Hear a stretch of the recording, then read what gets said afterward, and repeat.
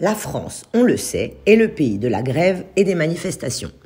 Aujourd'hui d'ailleurs est une journée noire dans les transports, les écoles et autres manifestations prévues sur l'ensemble du territoire.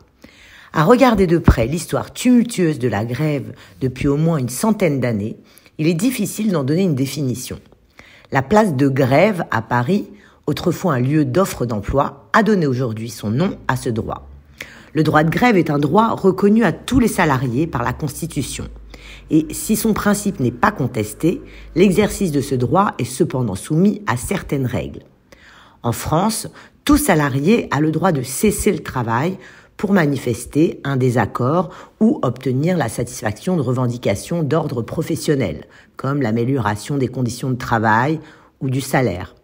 Ce droit de grève est reconnu et garanti par la Constitution à tout salarié, dans le secteur privé comme dans la fonction publique, à quelques exceptions près.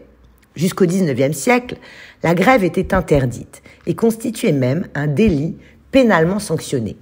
Il a fallu attendre le 25 mai 1864 pour que le délit de coalition soit abrogé et pour que le droit de grève soit instauré par la loi Olivier.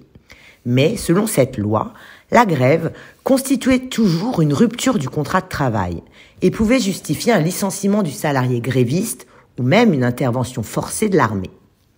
En 1884, la loi Waldeck-Rousseau autorise les syndicats en France et le 27 octobre 1946, le droit de grève est pleinement reconnu dans la Constitution, dans son article 7. Le droit de grève s'exerce dans le cadre des lois qui le réglementent. Depuis 2000, ce droit figure dans l'article 28 de la Charte des droits fondamentaux de l'Union européenne. Certaines catégories en demeurent cependant exclues, comme les personnels de service de la police nationale, ou encore les CRS, les magistrats ou le ministère de l'Intérieur. Dans d'autres cas, un service minimum doit être mis en place, comme pour la fonction publique hospitalière ou encore les écoles maternelles et élémentaires. Il est difficile d'évaluer avec certitude les dommages et dire combien coûtent à la France ces multiples grèves. À titre d'exemple, en 2014, la grève d'Air France a coûté 300 millions d'euros. Alors, quelles sont les conséquences sur le salaire ?